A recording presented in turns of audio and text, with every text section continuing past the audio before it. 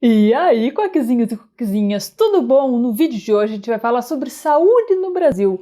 Mais especificamente, imagina que o tema da sua redação fosse a importância do Sistema Único de Saúde para a sociedade brasileira. Então, nesse vídeo a gente vai falar muito sobre o SUS, o Sistema Único de Saúde.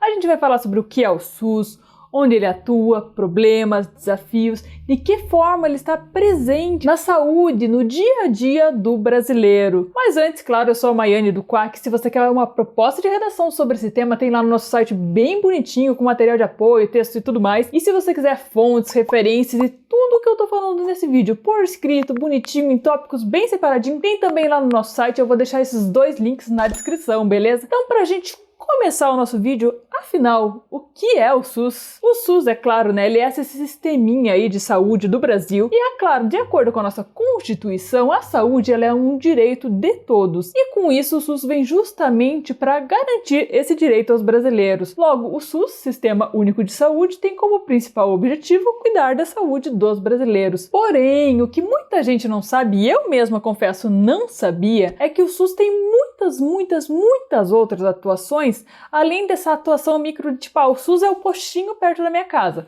Não, o SUS não é somente isso, ele também não é somente o hospital perto da sua casa. Só para exemplificar para vocês algumas dessas outras atuações, olha só o que diz lá na nossa lei número 8080, 19 de setembro de 1990. De acordo com essa lei que ela fala sobre o SUS, tudo mais, institui o SUS tem várias outras atuações, como por exemplo a execução de ações de vigilância sanitária e epidemiológica, execução de ações de saúde do trabalhador, execução de ações de assistência terapêutica integral, inclusive farmacêutica, formação de recursos humanos na área de saúde, integração em ações de saneamento básico, desenvolvimento científico e tecnológico, fiscalização e inspeção de alimentos e colaboração para a proteção do meio ambiente. Mais tarde eu vou falar aqui no decorrer do vídeo com um pouquinho mais de exemplos sobre isso, beleza? Mas afinal, assim, com toda essa atuação, todas essas coisas que o SUS atua, desde o hospital, a vigilância sanitária e tantas outras coisas que a gente já viu por aqui, quais são os problemas que o SUS enfrenta? Que é o seguinte, a primeira coisa que a gente deve falar é o seguinte, antes de falar sobre problemas, o SUS, ele é um sistema muito bom,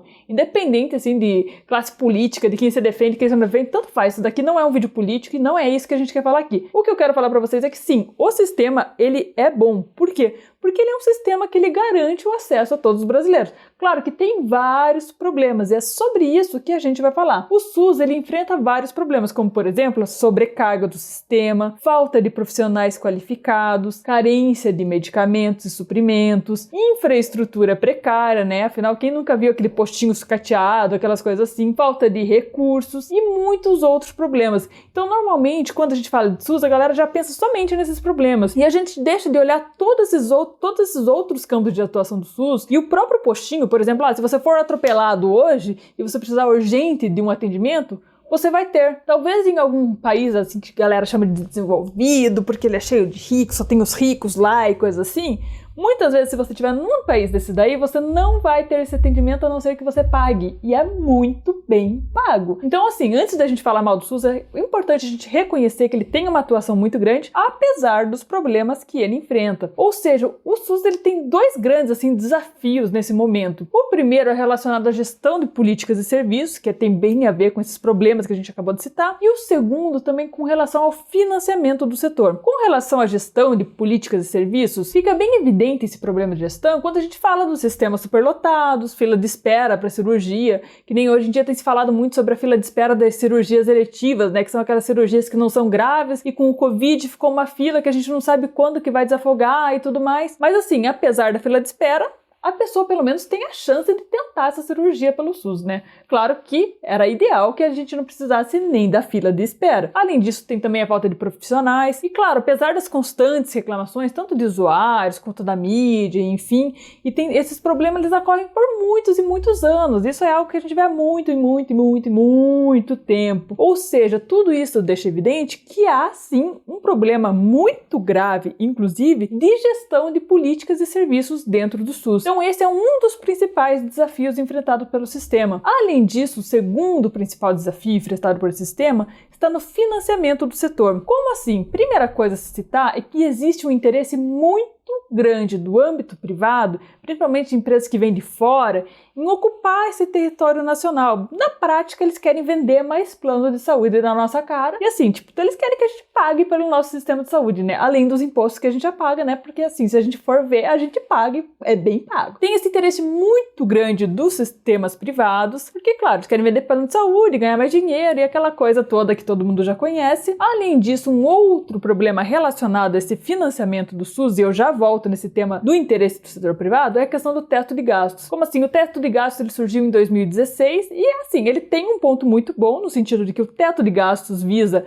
ter um teto, ou seja, um máximo que o governo pode gastar. Entretanto, ao mesmo tempo que tem esse máximo que o governo pode gastar, ele pode gastar menos com a saúde também. E nesse ponto, muitos especialistas falam que esse teto de gastos também é meio ruim. Por outro lado, tem também a questão das privatizações do governo atual. Ou seja, o governo atual, ele defende muitas privatizações de empresas públicas. E nesse sentido, o SUS, ele funciona como se fosse uma empresa pública. E quando a gente pensa nisso, privatização de empresa pública, com muito interesse do setor privado, pode dar um match aí, né? Que para o governo pode ser interessante, para o setor privado pode ser interessante. E claro, para a gente não é exatamente uma coisa boa. Não tô dizendo que, nossa, vão vender o SUS amanhã. Pelo amor de Deus, aquela menina Maiane falou no vídeo do Quack que vão vender o SUS amanhã. Não, eu não tô falando nada disso, gente. Mas o que eu tô falando é que há esse interesse e a gente precisa ficar de olho. Então, tudo isso ajuda a ter problemas desse financiamento do setor público, né? Que, na verdade, a responsabilidade por financiar o setor público não é somente do governo federal, hein? É importante citar que a responsabilidade são dos três setores, o governo federal, estadual e municipal em conjunto, beleza? Mas afinal, de que forma o SUS está tão presente no nosso dia a dia? Você citou várias coisas lá de agência sanitária e coisa assim, mas o SUS atua nisso? E se eu te disser que atua? Sabe aquela água que você toma e tal, as que você quer saber se ela é potável, se ela não é? A gente nem se preocupa com isso, né? Porque a água chega tão certinho aqui pra gente, normalmente,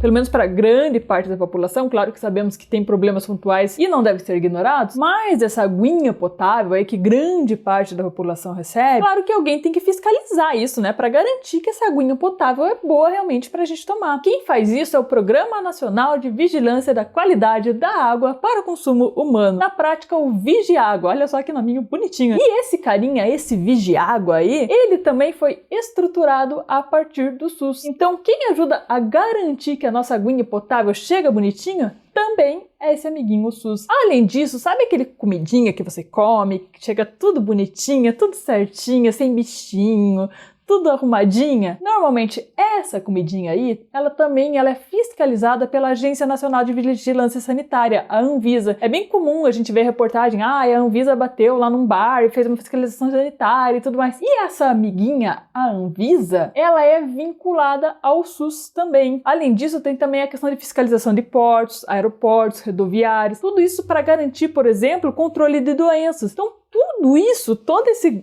amplo aspecto aí é fiscalizado pelo SUS. E tem mais, se você diz, ai não, eu tenho um plano de saúde privado, eu não preciso do SUS, deixa eu te contar uma coisa, amiguinho. O seu plano de saúde privado, ele é fiscalizado pela Agência Nacional de Saúde Suplementar, a ANS. E sabe de quem que é essa agência? Sabe a quem ela está vinculada, essa agênciazinha assim? Ao SUS. Pois é, então mesmo que você tenha plano privado, você também depende do SUS. Porque, né, não adianta você ter um super plano privado, se ninguém fiscalizar ele, a chance de dar um ruim é sempre alta, então até você depende do SUS. E além disso, claro, né, não podemos deixar de citar em ano de pandemia, né, em ano com Covid tão acelerado, pandemia e tudo mais, o Programa Nacional de Imunizações, o PNI, que também é parte do SUS, e ele é referência mundial. Ou seja, a gente tem uma estrutura muito grande e muito boa e principalmente uma aceitação muito alta a vacinas. Inclusive, se vocês forem pesquisar, aí tem vários dos países desenvolvidos, né, que não tem nada disso não e que sofrem. Tem país aí, ó, que tá pagando pra galera tomar vacina e nem assim a galera tá tomando, hein? Beleza? Então, por hoje, no vídeo de hoje, foi isso. E você já sabe que no nosso site você encontra repertório sociocultural, fontes e referências de tudo que foi falado aqui bonitinho, propostas de intervenção sobre o tema, citações verificadas uma a uma. Então tem tudo lá bem bonitinho, vou deixar o link, claro, na descrição. E por fim, né, não esquece de acompanhar a gente também nas outras redes sociais. Lá no nosso Instagram a gente sempre compartilha conteúdos muito ricos, tipo os conteúdos desse vídeo, todos esses materiais que a gente escreve com muito cuidado, eu, os voluntários e todo mundo que participa do Quack, beleza? Então segue lá o Instagram, @quackredação, e também o nosso Telegram, t.me/quackredação, beleza? Muito obrigada, gente!